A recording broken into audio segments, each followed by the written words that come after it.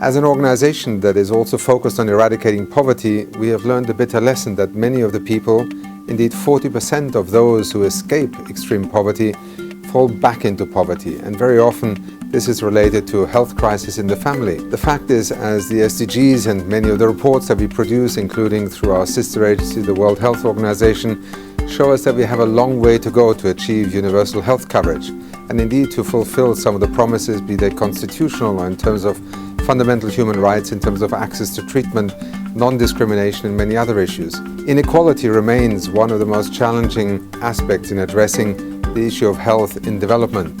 But new phenomena such as climate change are also posing new threats and new risks to already heavy investments that countries have made. When we in UNDP talk about the next generation UNDP and we talk about the future of development, then it also has something to do with new approaches, perhaps more equitable approaches, and also looking at how we can leverage technology, best practices, and bring innovation to a field that in one sense is thousands of years old and yet is being reinvented almost every 10 years right now. Being engaged in health policy as part of a sustainable development strategy and the 2030 agenda makes a great deal of sense for UNDP. Sustainability and equity are the grand challenges of our time, and this is especially true for HIV and health.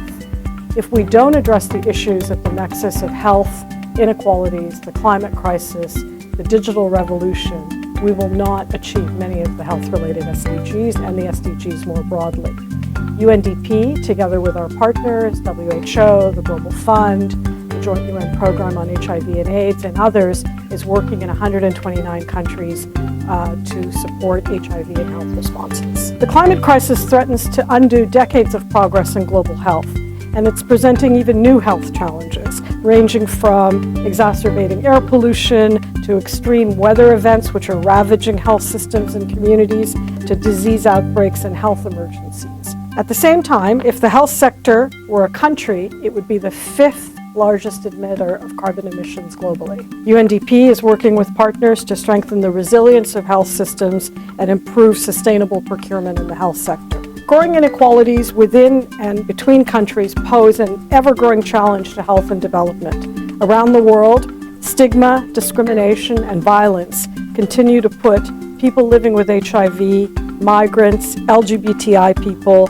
and women and adolescent girls at greater risk. HIV is on the rise in 50 countries, and half the world's population still lacks access to essential health services. UNDP is working with partners to strengthen governance and implement the recommendations of the Global Commission on HIV in the law. Innovation can pioneer new ways of doing health and development. While digital has immense potential to strengthen health systems, millions of people still cannot access technologies.